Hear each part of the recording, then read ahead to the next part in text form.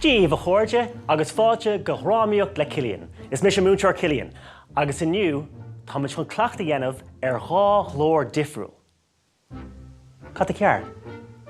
Ceapann tú nach bhfuil tú an ghlór dhifriúla dhéanamh?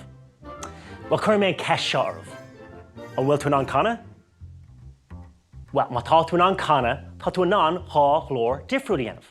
Taispeáint mé díobh. An slí go ndéantar é ná peocann tú an nóta is airde atá agat agus an nóta is ísle atá agat. Mar seo, peocann muid an nóta is ísle I dosach.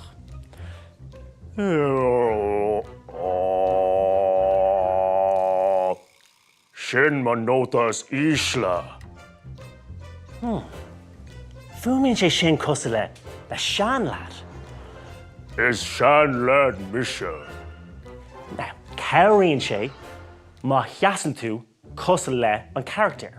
So, seasaí mé cosú le sean lad. Gan me leiscéil? Ceapann tú go bhfuil mé seasamh mar sean lad hanahéin. Ní sean lad mise. Mar seo. Daoibh a chuirde is sean lad mise. Sin ghlór a hain. Anis I'm showing much ghlór dó. An nóta is airde atá agat.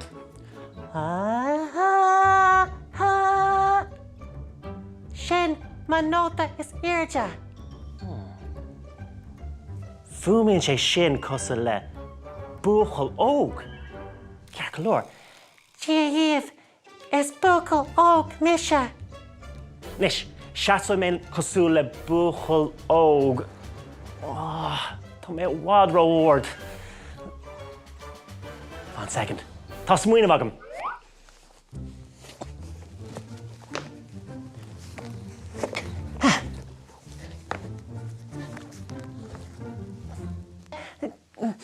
An bhfuil cad agam dul gotí an leithreas. Anis, tá ghlór óg a gcuin. Agus ghlór sean a gcuin. Ceann ord. Agus ceann ísle. Anis, is féidir leat de scéal hain a dhéanamh leat hain. Há character dhifriúla.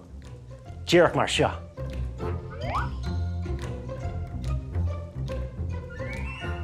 Gamar leiscéal a bhuachal óg.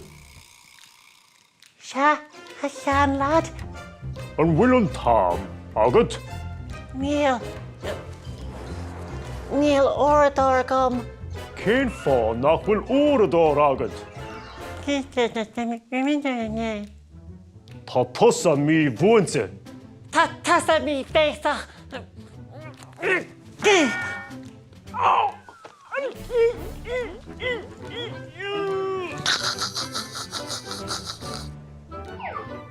Well, sin a chuirde, ná an dearmad, má tá tú an canna, tá tú an ar a laid ghlór dhifriúla a dhéanamh.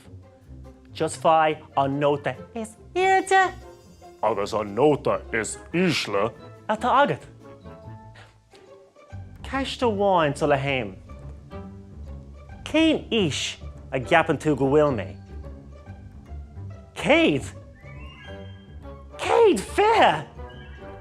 Come leiscéal, níl me se chu sean sin áh.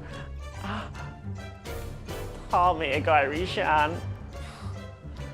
Slán.